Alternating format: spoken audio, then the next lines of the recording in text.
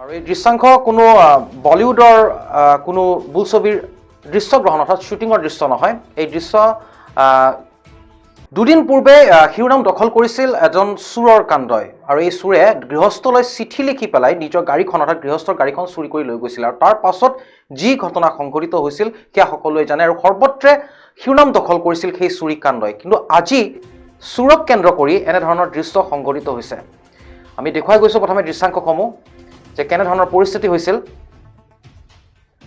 এখন বাহন আৰু বাহনখনৰ পিছ লৈছে আৰক্ষীয়ে আৰু আৰক্ষীৰ সৈতে এই বাহনখনৰ খেদাখেদিত বাহনখন যথেষ্ট দুৰ্ঘটনাগ্ৰস্ত হৈছে। আমি দেখুৱাইছোঁ এয়া কোনো বলিউডৰ কোনো অৰ্থাৎ হিন্দী চিনেমাৰ বা অসমীয়া কোনো বোলছবিৰ শ্বুটিং নহয় বা দৃশ্যগ্ৰহণ নহয়, এয়া বাস্তৱৰ ছবি আমি দেখুৱাই যাম। চিপাঝাৰৰ বিভিন্ন অঞ্চলত বাহনখনে ব্যৱসায়িক প্ৰতিষ্ঠানত খুন্দিওৱাৰ ফলতে এখন বলেৰো বাহনতো খুন্দা মাৰে। চুৰি কৰা ব্ৰেজাৰ বাহনখন কুৱাৰ সমীপত এৰি চোৰে পলায়ন কৰিছিল আৰু পলায়ন কৰা চোৰটোক ইতিমধ্যে আৰক্ষীয়ে কৰায়ত্ব কৰিছে। আৰু এই যি খবৰ, এই খবৰে শিৰোনাম দখল কৰিছিল, কিয়নো এই যিগৰাকী চোৰে চুৰ কৰিছিলে সেই চোৰজনে ইতিমধ্যে গৃহস্থলৈ লিখি থৈ গৈছিল চিঠিত যে গাড়ীখন 3 দিন পাছত পাবি, ক'তো হাহাকাৰ নকৰিবি, পুলিচক ক'লে নাপাহে, বেয়া কাম নকৰোঁ দে, এনেধৰণৰ চিঠি লিখি গৈছিলে। আৰু তাৰ পাছত সৰ্বত্ৰে এই খবৰ বিয়পি পৰিছিল আৰু সেয়া আছিল চোৰৰ অভয়বাণী। প্ৰথমবাৰৰ বাবে এনেধৰণে আমি দেখুৱাইছোঁ এই দৃশ্যাংশ।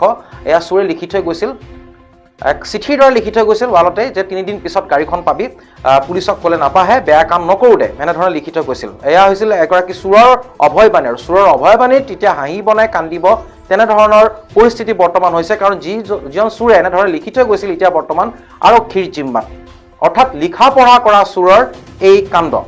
কথাতে কোৱা হয় যে চুৰি বিদ্যা মহান বিদ্যা, আৰু যদিহে নপঢ়াকৈ ধৰা হয়, এই আপ্তবাক্যশাৰীকে সঁচা প্ৰমাণ কৰিছিলে।